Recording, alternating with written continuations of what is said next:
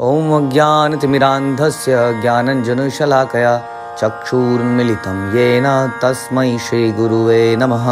ॐ नमो भगवते वासुदेवाय। ॐ नमो भगवते वासुदेवाय।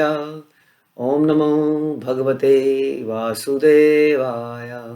श्रीमद् भागवतम दूसरा कैंटो चौथा अध्याय की समरी हम करेंगे, क्योंकि हम चौथा अध्याय समाप्त कर चुके हैं।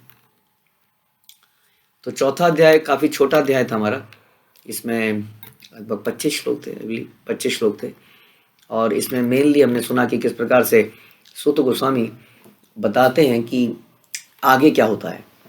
तो परीक्षित महाराज क्या करते हैं, परीक्षित महाराज क्या प्रश्न पूछते हैं, शुकदेव गोस्वामी उनके प्रश्नों का क्या उत्तर देते हैं।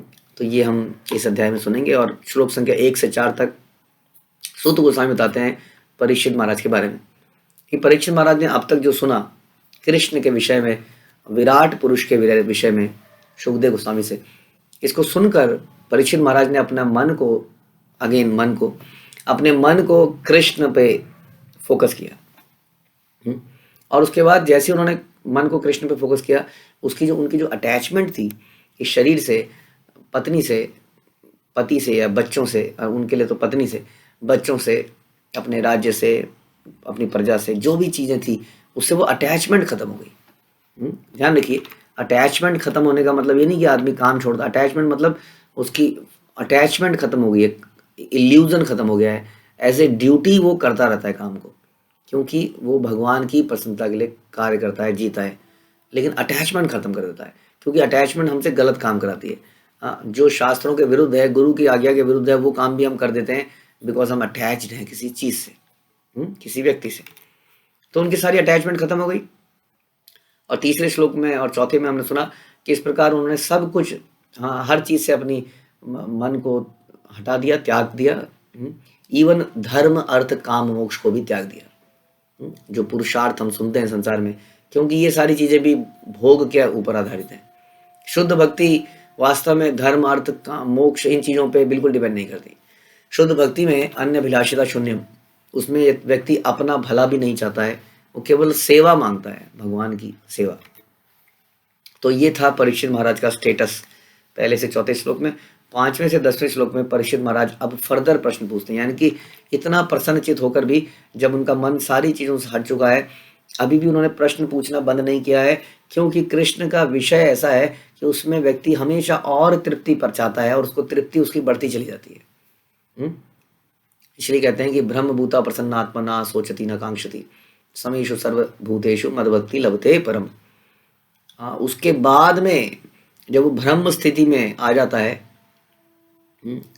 उसके बाद में वो भक्ति का आनंद लेता है।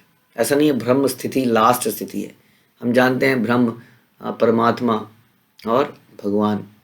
तो इसलिए परीक्षित महाराज फर्दर प्रश्न पूछते हैं और बोलते हैं कि आप तो जानने वाले हैं, आप बिल्कुल अनग है, मतलब कि आप सिनलेस हैं, आपके अंदर कोई सिन नहीं है, पाप नहीं किया है आपने, आज तक कोई सोचा भी नहीं है। इसलिए आप मेरे अज्ञानता है, हे शुकदेव गोस्वामी, उसको दूर कीजिए और बताइए कि भगवान किस प्रकार से संसार की रचना करते हैं। तो ये प्रश्न पूछा जा रहा है क्रिएशन से रिलेटेड, कि जो आप संसार देख रहे हैं, इतना विराट संसार जिसमें पृथ्वी एक छोटा सा ग्रह है और कितने सारे प्लैनेटरी सिस्टम हैं, इतने सारे यूनिवर्स, गैलेक्सीज हैं, इसकी रचना भगवान कैसे करते हैं। अच्छा, रचना तो कर लेते हैं, फिर बताइए इसको मेंटेन कैसे करते हैं। बना लेना तो आसान काम होता है ना, किसी चीज़ को बनाना कहते हैं ना आसान है, उसको मेंटेन करना बड़ा मुश्किल है। शादी करना आसान है, लेकिन शादी निभाना बड़ा मुश्किल है। दोस्ती करना आसान है, दोस्ती निभाना बड़ा मुश्किल है। घर बनाना आसान है, घर चलाना बड़ा मुश्किल है। रिश्ते बनाना आसान है, रिश्ते चलाना बड़ा मुश्किल है। तो ये मेंटेनेंस का काम कैसे करते हैं वो। इतना हमसे तो अपना एक घर नहीं चलता, पूरी सृष्टि, उसमें चींटी, हजारों करोड़ों चींटियों से लेके, मच्छरों से लेके, आदमी लोगों के खाना की पूर्ति करना।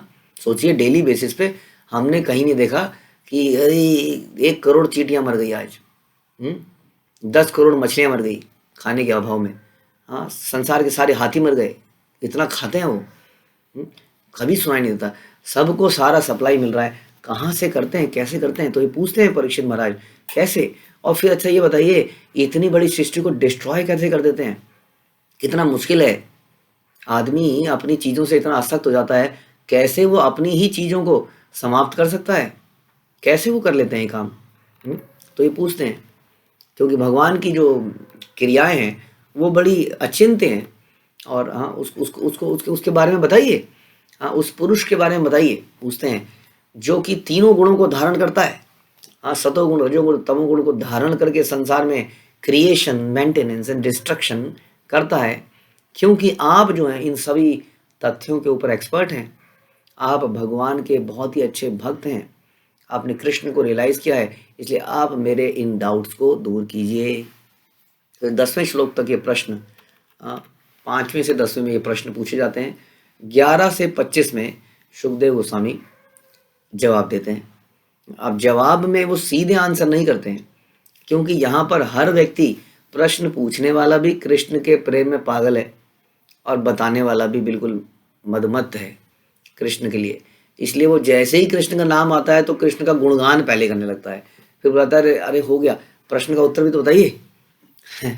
तो हम देखेंगे इस अध्याय में सुखदेव गोस्वामी बोलते ही चले जाएंगे कृष्ण के बारे में। तो सबसे पहले तो सुखदेव गोस्वामी बोलेंगे, भगवान का ध्यान करेंगे और बोलेंगे कि वो भगवान, मतलब अपनी ओबेसेंस से मतलब भगवान को प्रणाम करेंगे। 12वें से 18वें श्लोक में भगवान को केवल प्रणाम ही करेंगे। तो बताते हैं कि वो भगवान जो तीनों जो 3 गुण जो हैं उनको एक्सेप्ट करते हैं, यानी कि रजोगुण, तमोगुण, सतोगुण, जैसे इनको हम कहते हैं गुणावतार। गुणावतार कौन से हैं? ब्रह्मा, विष्णु, महेश। ब्रह्मा जो है रजोगुण को जब भगवान धारण करते हैं तो ब्रह्म का रूप लेते हैं, जब वो तमोगुण को धारण करते हैं तो शिव का रूप लेते हैं, और जब वो सतोगुण धारण करते हैं तो विष्णु के रूप में आते हैं। तो ये है ब्रह्मा, विष्णु, महेश। ये विष्णु वास्तव में भगवान का एक अंश है। इनको हम क्षीरोदक्षाई विष्णु कहते हैं। ठीक है, तो उनके भगवान के बारे में बता रहे हैं कि वो भगवान जो इन तीनों गुणों को एक्सेप्ट करते हैं, लेकिन फिर भी हमेशा शुद्ध सत्व में रहते हैं। यानी कि गुणों को एक्सेप्ट करके भी गुणों से प्रभावित नहीं होते।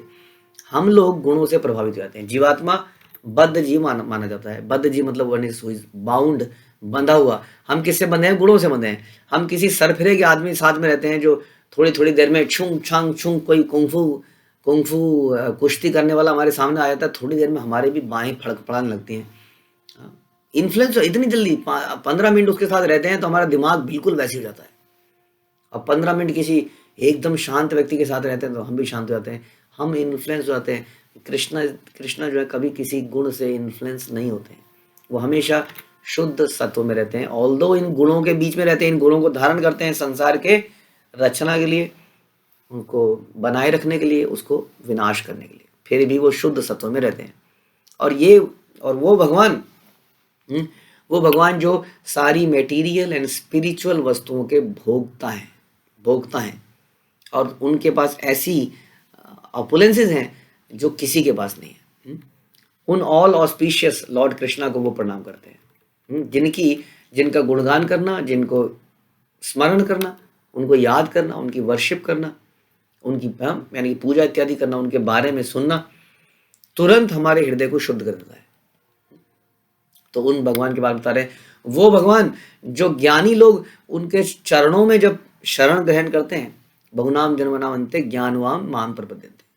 ज्ञानी जो शास्त्रों के ज्ञानी बन जाते हैं लेकिन भगवान को मानते नहीं है, लेकिन जब वो ज्ञान में घुसते चले जाते हैं, अंत में उन्हें यही समझ में आता है कि वासुदेव सर्वमिति। वो ज्ञानी जब भगवान के चरणों में शरणागत होते हैं तो उनकी सारी अभी की और पुरानी और फ्यूचर में आने वाली अटैचमेंट्स समाप्त हो जाती हैं संसार से, और धीरे धीरे वो भगवान की तरफ बढ़ते चले जाते हैं। वो ज्ञानी, ऐसे भगवान जिनको यदि कोई व्यक्ति अपना सब कुछ न्यौछावर नहीं करता है तो उसका ज्ञान, उसकी ऑपुलेंस, उसका धन, उसकी सुंदरता, उसका बल, ये सब व्यर्थ है यदि वो भगवान की सेवा में ना लगे। और वही भगवान जो अपने भक्तों को शरण देते हैं, जो अपने भक्तों से प्रेम करते हैं, वो भगवान मुझसे प्रसन्न हो। 19 से 23 श्लोक में बोलते हैं, ये भगवान मुझसे प्रसन्न हो, जो सबके हृदय में परमात्मा रूप में रहते हैं, जो वास्तव में वेदों की साक्षात मूर्तिमान वेद हैं। वही धर्म है, वही सारी तपस्या भी उन्हीं के लिए करी जाती है। वो भगवान मुझसे प्रसन्न हो, हाँ, जो कि सारे धर्म के रक्षक हैं, सारे जीवों के रक्षक हैं, हमारी बुद्धि के रक्षक हैं, सारे प्लेनेटरी सिस्टम के रक्षक हैं। वो भगवान मुझसे प्रसन्न हो जो मुक्ति के दाता हैं। और उनके चरणों का ध्यान कर कर हम स्वतंत्र हो जाते हैं, मुक्ति को प्राप्त करते हैं। वो भगवान मुझसे प्रसन्न हो जो ब्रह्मा जी के हृदय में ज्ञान पैदा करते हैं, जिससे वो सृष्टि की रचना करते हैं। तो वो भगवान मुझसे प्रसन्न हो जो पुरुष रूप में, पुरुष अवतार में संसार में लेट जाते हैं, शयन करते हैं। हाँ, कारणोदक्षाई विष्णु बनते हैं, गर्भोदक्षाई विष्णु बनते हैं। उनकी नाभ से कमल निकलता है ना, और उसमें से ब्रह्मा जी विराजमान होते हैं, वेद निकलते हैं, ब्रह्मा जी सारी सृष्टि की रचना करते हैं। हाँ, फिर वो गर्भोदक्षाई सागर के बाद क्षीरोदक्षाई सागर में शयन करते हैं। वो पुरुषावतार, वो भगवान मुझसे प्रसन्न हो। और अंत में 24वें और 25 श्लोक में बोलते हैं कि मैं प्रणाम करता हूँ व्यासदेव को, हाँ, जो कि अगेन भगवान का ही अवतार हैं, जिन्होंने सारे इस वैदिक ग्रंथ को हमारे सामने प्रस्तुत किया। और फिर कहते हैं, हे परीक्षित, अब मैं तुम्हारे प्रश्नों का आंसर करूंगा। कैसे आंसर करूंगा? ब्रह्मा जी और नारद जी के संवाद के द्वारा मैं तुम्हारे प्रश्नों का आंसर करूंगा। तो इस प्रकार से आंसर करने के लिए कितनी प्रेयर्स करते हैं, इससे पता चलता है कि व्यक्ति कितना प्रेम करता है भगवान से। और ऐसा ही व्यक्ति वास्तव में भगवान का ज्ञान दे सकता है। हाँ, क्योंकि जो व्यक्ति प्रेम करता है ना किसी से बहुत दिल जान से, वो उसकी अंदर तक जानता है, उसकी डिटेल को, वो क्या सोचता है ये भी वो जान जाता है। ऐसा ही तो व्यक्ति बता सकता है भगवान के बारे में। कौन जान सकता है नहीं तो भगवान को। भगवान अगर अपनी माया का पर्दा ना हटाएं तो हम उनको देख भी नहीं सकते हैं, है कि नहीं?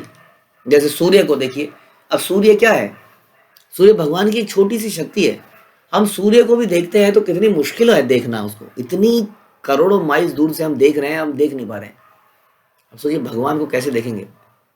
इसलिए ऐसे ही भक्त सुखदेव गोस्वामी, ऐसे ही भक्तों के ग्रंथ यानी कि श्रीमद् भागवतम को सुनकर ही हम भगवान के विषय में समझ सकते हैं। ग्रंथराज श्रीमद् भागवतम की जय, श्रील प्रभुपाद की जय।